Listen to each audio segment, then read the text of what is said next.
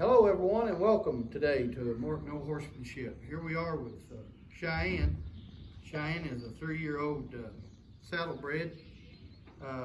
Been riding Cheyenne around a little bit. Got tongue-tied there, Bailey. What do you think about that? Been riding Cheyenne around quite a bit. Cheyenne's doing okay. She's been here for going on a month now. Had a little episode yesterday. She got to where the last 3 or 4 saddlings, she wanted to kind of start bucking around a little bit. And hey, they'll do that. You get progress and then you get regress. That's been my business for 30 years now, is progress, regress, progress, and they'll go back and forth quite a bit.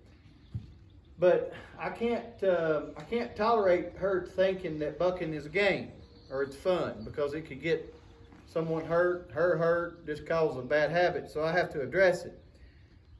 But the way I address it takes, I think, years of experience to determine. So I addressed it like this yesterday, and I think I was right because she was really good today. As I said, okay, if you want to buck, then I didn't video yesterday, of course, but I could have, but I chose not to, only because I really just wasn't in the mood. No offense to anyone out there, but I don't always want to do these videos. I only do highlights, and I only do moments that would help y'all really learn. Yesterday would have helped you, but I just flat out didn't feel like doing a video. So, but what I did was I put a flank rope on her. In other words, I took a soft cotton rope that's made like a lariat. It's got a loop in one end. You run the other end of the rope through it, and it makes like a draw rope with a hondo on it, so to speak. And I put it around her flanks, and I sent her out, and when she was going around through there, I would put pressure on it, and she would buck, and she bucked pretty good. And then when she would quit bucking, I would release. It's the same type method of pressure and release. In other words, making the wrong thing difficult and the right thing easy. I'll repeat that. Making the wrong thing difficult and the right thing easy. The wrong thing is to buck, so I'm going to make it more difficult, and I'm going to make you buck. Bucking's a lot of work. The right thing is not to buck, so I release and I make that easy. So I did that yesterday. She was a whole lot better today, but I've been riding her around, and I addressed that issue yesterday. So now the topic of today's video is we're going to get her started in a snaffle bit, and I wanted to share with y'all the way I do that. First off, I've been riding her around in just this halter rope right here. This halter made into basically a rope hackamore, and I lower it on her nose, and I take a few wraps down here to where that rope is tight around her nose, and it gives me a good bite to get her to see how she's really sensitive to that now. She's really ready to come off of that. So once they get pretty light and sensitive to this, I think it's time to introduce them to a snaffle. Now, a snaffle bit is a 1-rein bit. For those that's been out there and watching my videos, they've heard me explain this a million times, but there might be some viewers that's just tuning in, so I'm going to re-explain it. A snaffle bit is a 1-rein bit. It's a teaching bit, meaning that it is meant to be used 1 rein at a time. Now, you can use it 2 reins to teach them to stop, but you have to be careful that you don't make a nutcracker type effect out of it. In other words, when you pull back on the reins, you need to open, I don't know how I can do this without some help, but you need to open your reins wide. That way it opens that bit, and down low when you're teaching a horse to back off of that bit and to collect up and to stop. So you don't want to be close together with your hands and pulling to your belly, because then that's going to close that bit up around their bottom jaw and put it in a pinch, like in a vise, and it's really going to hurt them. So this bit can be abusive, to be honest with you. But it's meant to use 1 rein at a time and 2 reins like I just explained. So I want to go through the logistics of it. This bit hobble, that's not a curb strap, that's not a curb chain, as you can see. It is a bit hobble. Its only purpose on this type D-ring snaffle, O-ring snaffle, egg butt bar snaffle, it doesn't matter. Any type of a mechanism under the jaw, whether it be a piece of leather, which I've got a bridle that's just got a piece of leather tied onto it, a piece of mule hide leather, rawhide leather, you know, what do they call them bags you get from the Farm Bureau? Anyway, it's pieces of leather, and I just take a piece of leather and tie on there, or whether it be a bit hobble designed, made for this, it doesn't matter. All the purpose of this is that when that horse gapes their mouth and you're pulling, that it don't pull the bit all the way through the mouth. Got that? Okay. So the first thing I do as I start to bridle a horse, I think she's had a bridle, a bit in her mouth before.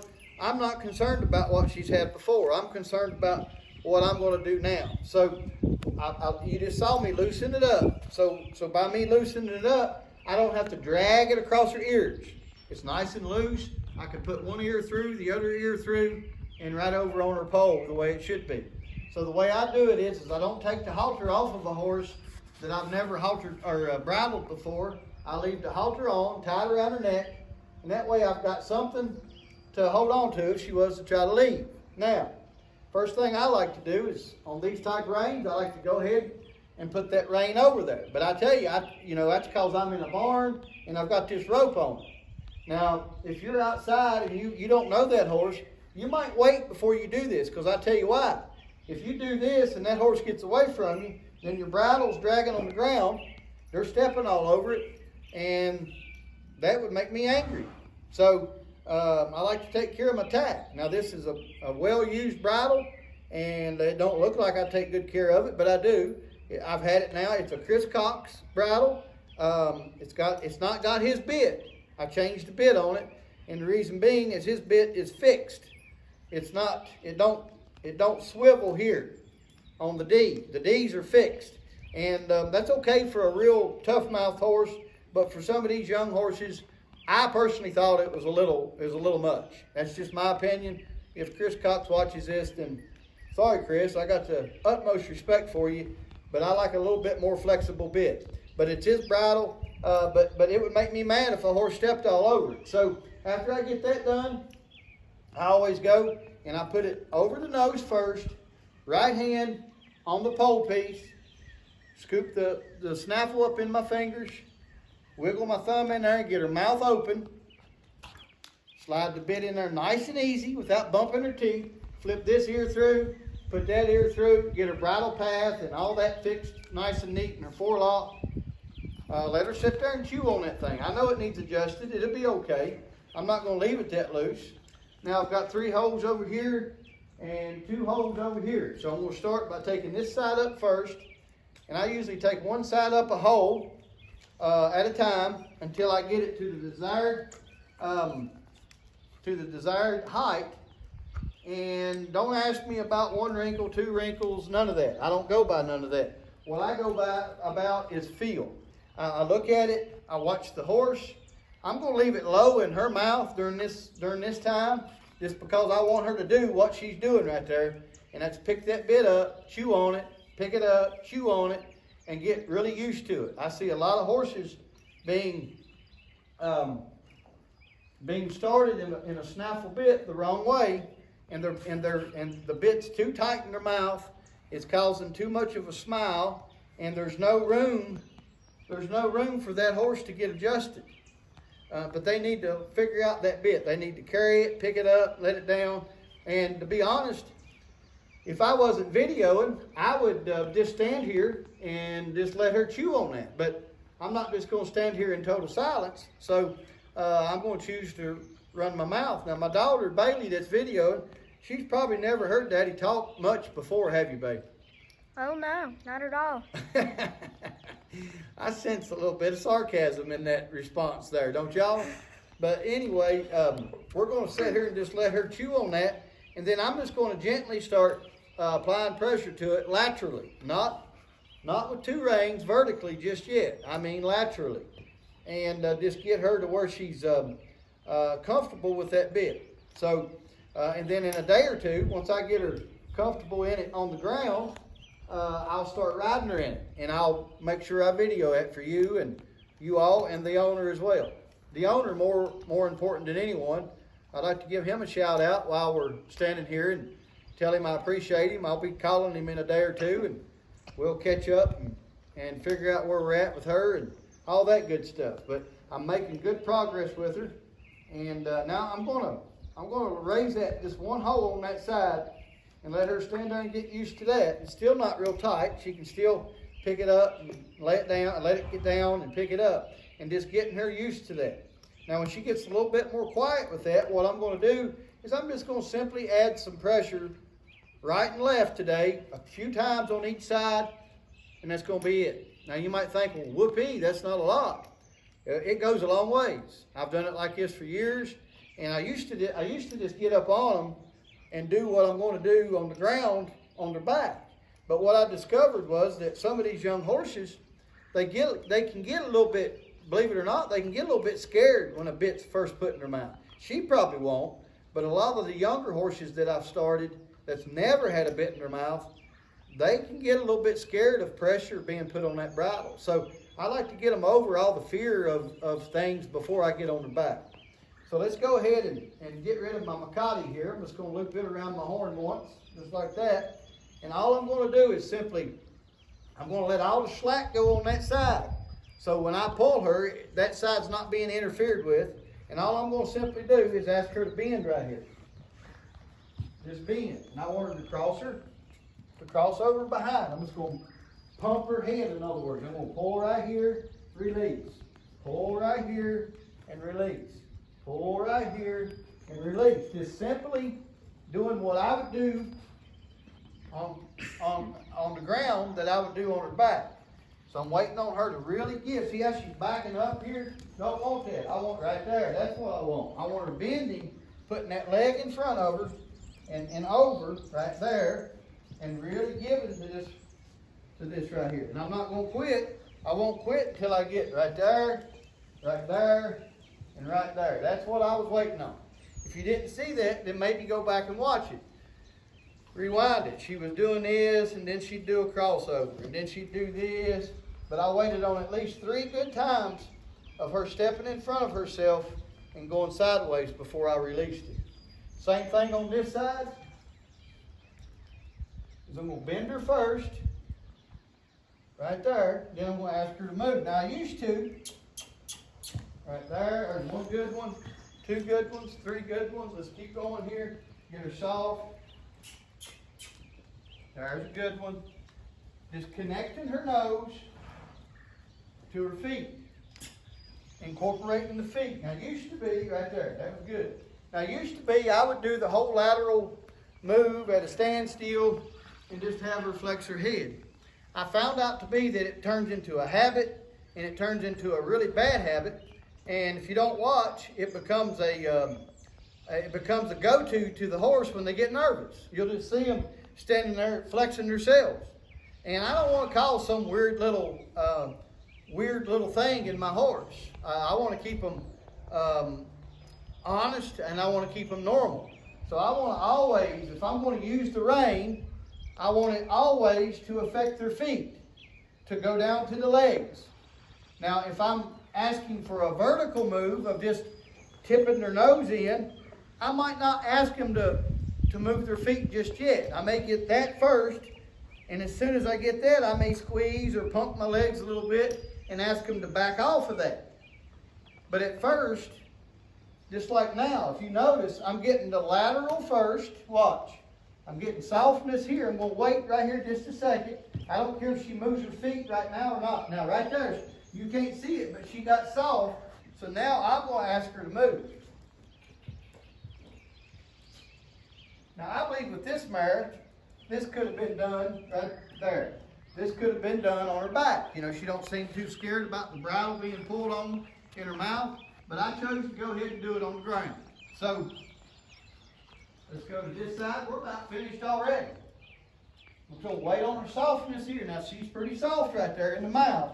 So now I'm just going to, now right there, she can't walk into it. Now, that's something that she needs to be really aware of. Is me, my presence. You start letting them push on you, and they'll get a little bit right there. They'll get a little bit pushy on you, and that may upset some people that I got her off of me, but she needs to know that she can't waddle around on me. A lot of these old horses, they'll get to where they're just pushing around and what I call mulling and mauling all over you, watering all over you. I can't have that. A lot of people think it's cute, and I don't. I think they need to learn respect, stay away from me, stay off of me. I'll rub you when I want to, but other than that, you're not to be on me. So we'll go back in here and we'll pull this around, wait on softness first. Right there's the softness. Now it has to incorporate the legs by yielding that hind quarter. That's pretty nice. Let's go to this side. Wait for softness first. There's the softness. Move the hind quarter over. Move the hind quarter over, not backwards, but over, under, and over, under, and over. Let's go one more. Under, and over, right there. So that's where I like to get these horses soft on the ground first. So that's the way I'll address before I get on a horse and ride them in the bit. I'll get them used to this on the ground. I have discovered that it makes a much quieter horse. It makes a much quieter bridle horse. And now I'm going to repeat the process. Now I'm going to undo my throat latch. We'll get my halter ready. I'm going to have it on my arm and ready to go. Just like that. I'm going to loosen this up one hole because it's pretty loose already. I'm going to loosen it up one hole. Now I'm going to lay that bridle up, or the reins up there at the pole.